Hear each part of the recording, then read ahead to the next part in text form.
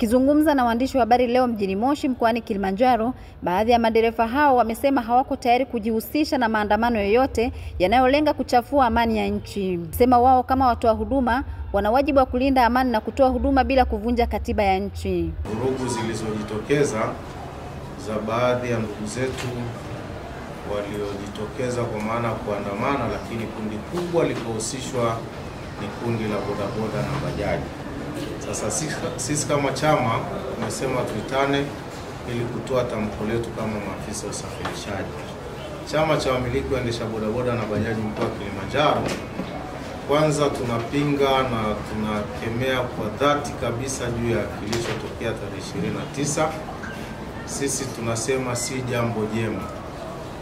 Sisi kama vijana tuna wajibu wa kulinda, kutetea amani ya nchi yetu, kwani sisi ndio wahanga wakubwa wa taifa hili kwa maana ya kazi ya vijana.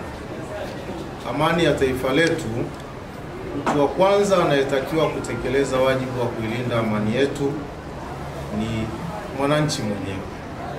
Kapigia mfano huo.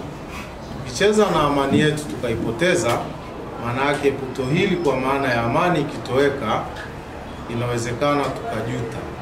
Sasa mimi niwaombe sana maafisa usafirishaji.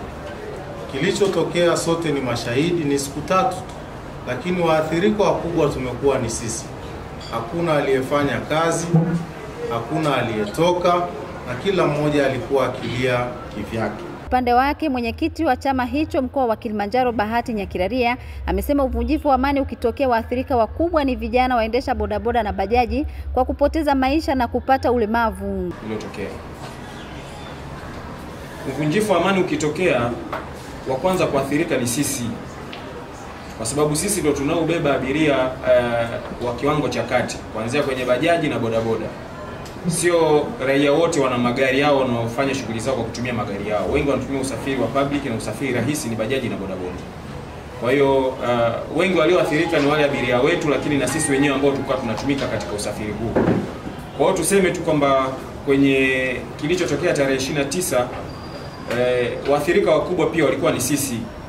Tuliathirika kiuchumi, tuliathirika kwa kupoteza nguvu kazi, kuna wengine ni wagonjwa, wengine wamepata mshtuko.